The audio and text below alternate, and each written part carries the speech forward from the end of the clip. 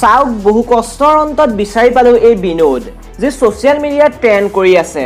বিনোদ কি হয়, এই বিনোদ কোন হয়, এইটো নাম কাৰ হয়, আজি প্ৰত্যেকেই উৎসুক হৈ আছে এই ব্যক্তিজনৰ বিষয়ে জানিবলৈ, যি এইকেইদিন সোশ্যাল মিডিয়াত একেৰাহে ভাইৰেল হৈ আছে।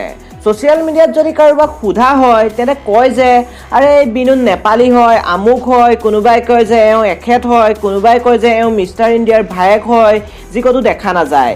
বাৰু যি টি কথা শুনাৰ পিছত এনে লাগে যে বাদ দিয়া এই বিনোদ, আমাৰ কি যায়।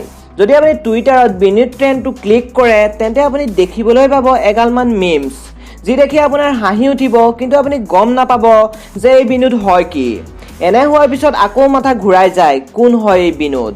তো আমাৰ নিউজৰ ছ'চিয়েল ছাইটবোৰে বিচাৰ খোচাৰ কৰোঁতে গম পোৱা গ'ল যে এই কাহিনী আৰম্ভ হৈছিল এটা ইউটিউব চেনেল চিলে পইণ্টৰ পৰা, যি এটা ভিডিঅ' আপলোড কৰিছিল, why Indian comment section is garbage.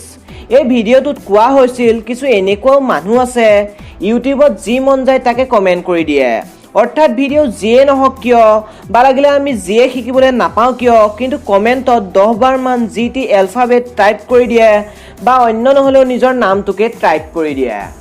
তো ইহঁতে এজন ব্যক্তিক বিচাৰি পালে যাৰ নাম বিনোদ আছিল। এই মানুহজন এইকাৰণে হাইলাইট হ'ল কাৰণ এই কেৱল ইউটিউবতে নহয়, ই-কমাৰ্চ ছাইটছ য'ত মানুহে বস্তু কিনাৰ পিছত নিজৰ ৰিভিউজ দিয়ে তাতো নিজৰ নাম বিনোদ লিখি থৈছিল। এইদৰে প্ৰত্যেক ঠাইতে ছ'চিয়েল মিডিয়াতো এওঁৰ নিজৰ নাম বিনোদেই কেৱল টাইপ কৰিছিল। ইয়াকে লৈ ইউটিউব চেনেল স্লে পইণ্টে এটা ভিডিঅ' বনাই দিলে। পিছত কি আছিল, চাওঁতে মানুহে ইয়াত প্ৰতিক্ৰিয়া দিলে আৰু তাৰপিছত ইণ্ডিয়ান মিমাৰ্ছে পাই গ'ল এই বিনোদক। বছ তেতিয়াৰ পৰাই এই বিনোদ ট্ৰেণ্ড কৰি আছে আৰু মানুহেও মজা লৈ আছে। তেনেহ'লে আপুনিও চাগে গম পাই গ'ল এই বিনোদৰ বিষয়ে। যদি আপুনি এই নিউজটো ভাল পালে তেনেহ'লে লাইক কৰিব, কমেণ্ট কৰিব, শ্বেয়াৰ কৰিব আৰু এনজয় কৰিব।